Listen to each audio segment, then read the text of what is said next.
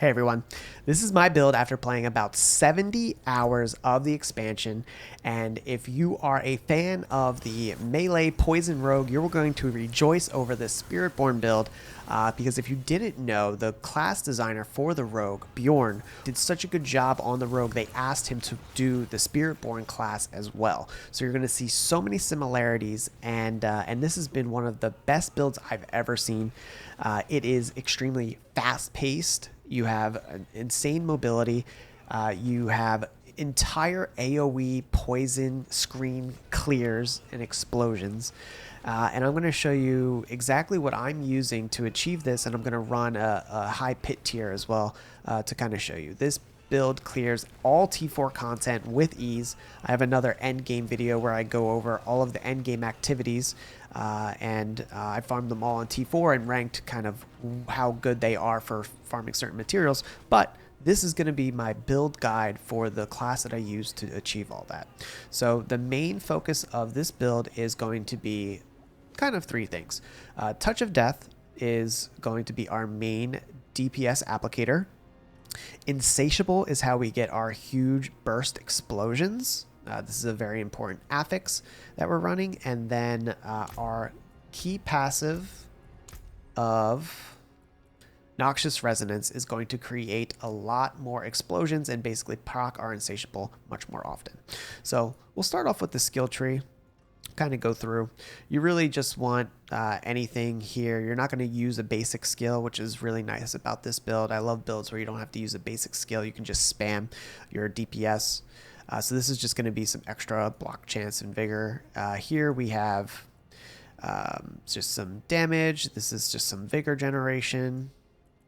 This is more damage, just damage passives. Ravager, this is to keep some minimum ferocity, and then we also get a lot of hits out of it, and we also are able to dash from pack to pack super quickly. Reinforced armor hide, this is going to be how we get our resolve stacks maxed. We also get a lot of block and damage reduction. Next we have just some more passives for like barrier, and this is Thorns passive, which is going to come into play. You'll see once we go to our Paragon board. Counterattack, this is just kind of like a passive skill that you can spec into. Scourge, this is going to be how we maintain our resources. So you're going to notice that we spam this constantly. It also gives a nice damage boost because we get 50% damage to crowd control. Here we have some damage and some life. Here is just some more damage. Touch of Death, this is going to be our main skill. It's very important that we choose.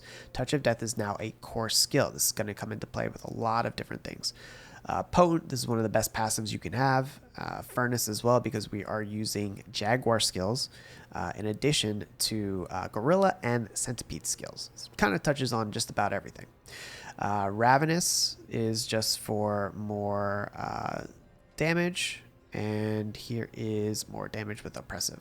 Oh, also, Soar is going to be another one of our great mobility skills that we're using. The Hunter is probably the best mobility skill. I mean, this thing jumps over everything, even things that Eagle can't fly over for whatever reason. But this, you're just going to constantly be spamming. It refreshes itself constantly, so there's next to no cooldown. Fills up your ferocity, which is going to give you more attack speed and more damage. And then here are just some more passives that we're taking. And again, the important one, Noxious Resonance. So we'll go to our Paragon and I'll show you the glyphs we're using. Colossal, this is just more damage, gorilla damage, and then damage for stacks of resolve. This is going to lead into our Vicious Shield board. The whole thing with this build is that your defense is your offense, which is great because I'm so used to playing the rogue where if you want a defensive passive, then you have to sacrifice offensive for it. With the Spiritborn, you don't have to do that. This build, you can stack all of your defense and it all turns into offense as well, which is insane to think about, but it's been so fun theory crafting this. So here's a great example. You do 1% increased damage for each 3% of your maximum life you has as a barrier. So you'll see we have a ton of barrier generation. So this build is super tanky. We even have Fortify, and all of this is also converting into pure damage. So as you see here, we have Revenge. So this one was important. Dealing Thorns damage to an enemy increases all damage it takes to you. by 1% up to 15%. So that's why we spec into just like a little bit of thorns so we can get that thorn damage. Here's just like barrier generation, armor, because this is an armor stacking build. We're going to be maxing out our armor, which is great because armor equals damage. And we don't have to worry about being armor capped because we are well over the cap for any content that we face. So it's extremely tanky. I'll go into revealing. This is 30% chance to knock down vulnerable enemies and then increase damage to crowd control. Just pure, DPS boost. Pick up some life along the way, some attack speed, some poison res. You'll see why we want poison res in a second. Another great example of defense equals offense. So I'll show you that. Those are going to be our gloves. Fester is for more damage. And then we go into sapping, which is going to be more damage. And canny, it's just pure damage again. And then finally we end on convergence board with more damage, and then our glyph spirit. This is going to be a ton of crit strike damage, which we are going to be scaling in this setup. So here you can kind of see some of the nodes I take. I'm not maxed out on Paragon. I have around 305 points spent. I'll have planners for like lower Paragon levels, but this is just what I've been working with. So now the good stuff. Let's get to the gear. We'll go over the Spirit Hall real quick. So you're going to want the main Spirit Hall of Gorilla, so you can see we're dealing our Thorns damage to any enemy we hit, which is important because you saw that one of our Paragon glyphs gives 15% damage for things that have taken our Thorn damage. And then here we also take Jaguar, so this is so we get Ferocity, and we're basically at our max Ferocity the entire time. The Helm makes all of our skills not only their base skill, but also everything becomes whatever our second Spirit Hall choice is. So since our second Spirit Hall choice is Jaguar, everything becomes a Jaguar skill. Oh, here, I just walked out of town so you can see it has all 3 tags. Since our main Spirit Hall makes everything Gorilla skills, and then our Helm of the Ibawaka makes everything Jaguar skills, we now have 3 tags on our Touch of Death, giving it a 90% damage boost. This armor is insane. So this armor basically maintains maximum uptime on all your cooldown skills. If you have this on, you're going to drain life if you have a cooldown that's ticking away, but it ticks them away so much quicker because 3 seconds are removed for every second of cooldown that they have. So you'll see when we're playing, we are just able to endlessly spam all of our cooldowns. This is another, just such a cool item with the Spiritborn. Craze of the Dead God. I'm going to explain this one a little bit. So this converts all damage that you take to poison damage. Not only that, but it gives you skill points into Touch of Death, our main damage dealer, and Anti-Venom, which is really helpful for this build because if you see, we're on T4 right now and we have 82% poison res. We don't have to worry about any of our other res. So we don't have to worry about res on gear, which is such a great quality of life because everything is getting converted to poison and we have insane poison res. Where you would normally have 70% of these, here we have 82%, massively reducing all of our intake damage.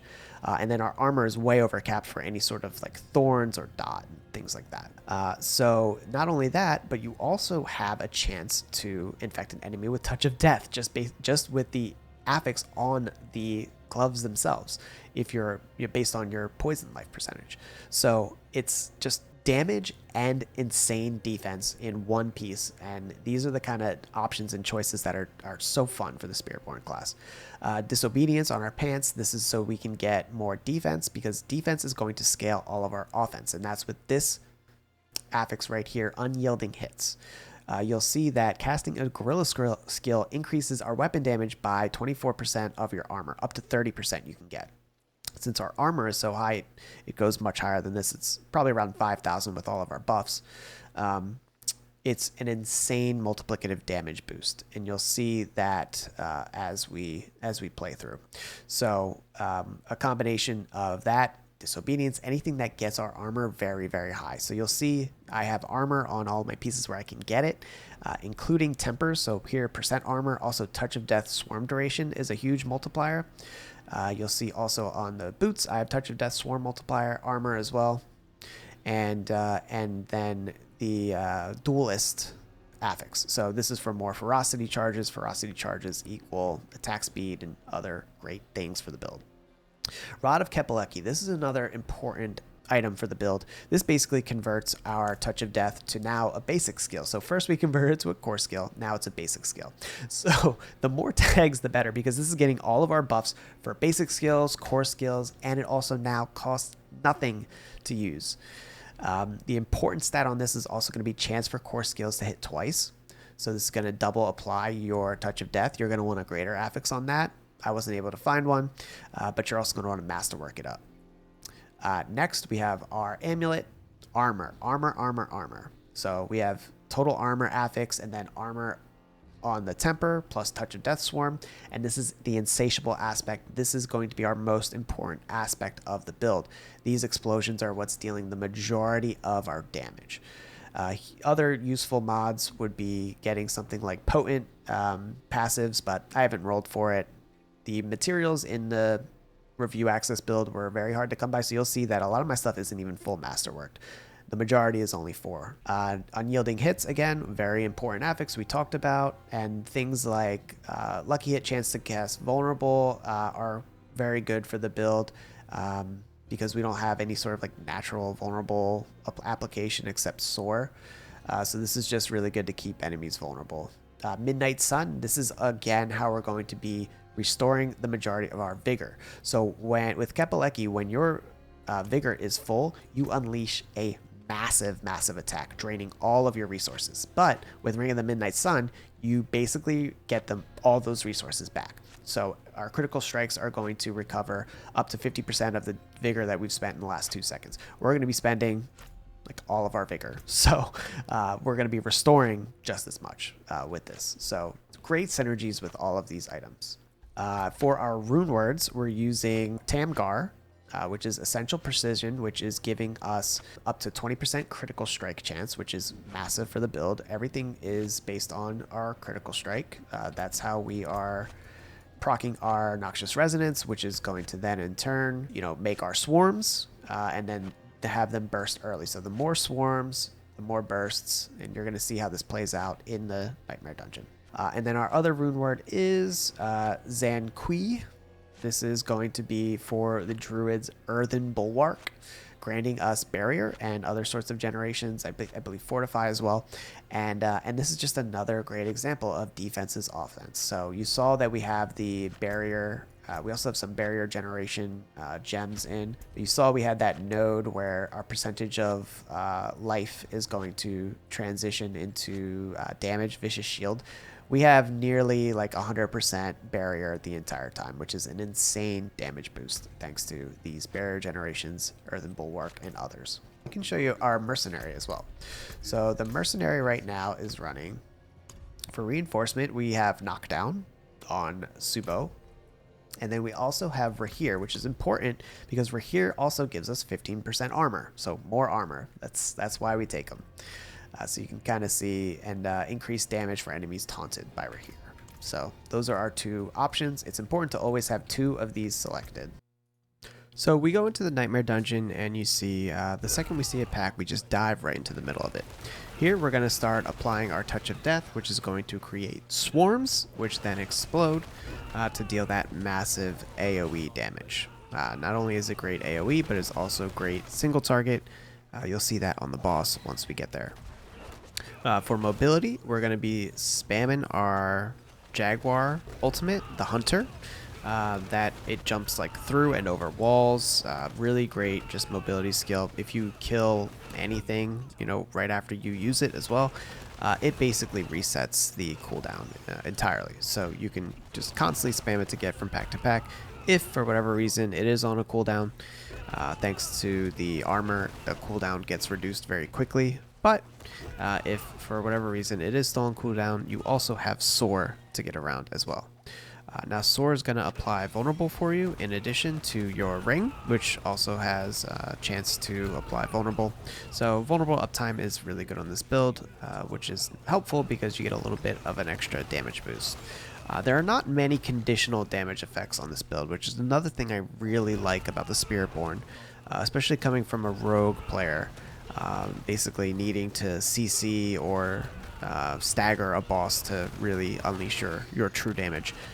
your pure damage on this build is very, very high, even without conditional effects. So here, really loving the mobility. You can see our Earthen Bulwark is proccing very often thanks to our rune words. You see that we're able to constantly spam Ravager and Armorhide as well. And that's just giving us more defense and the ability to dash from pack to pack with Ravager.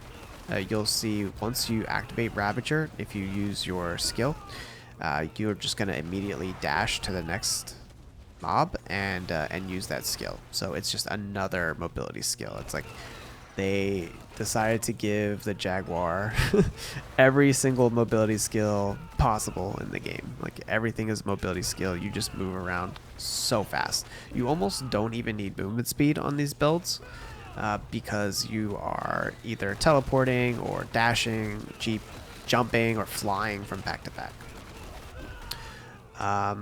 Here you see that we are just finishing off this pack. We are well ahead of the timer. This is only a tier 70, but we got well into the 80s with this build.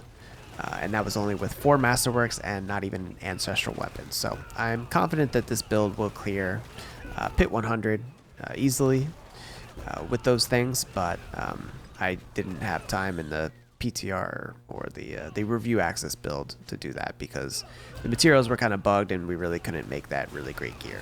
But here you'll see what it does to the boss. Again, like I said, you don't really need the stagger. Your damage is very good without it. When the stagger drops, of course, you do see a little bit of an uptick in the damage, but not that significant based on the damage that we were doing prior. So you see the boss goes down pretty easily. And that's the build.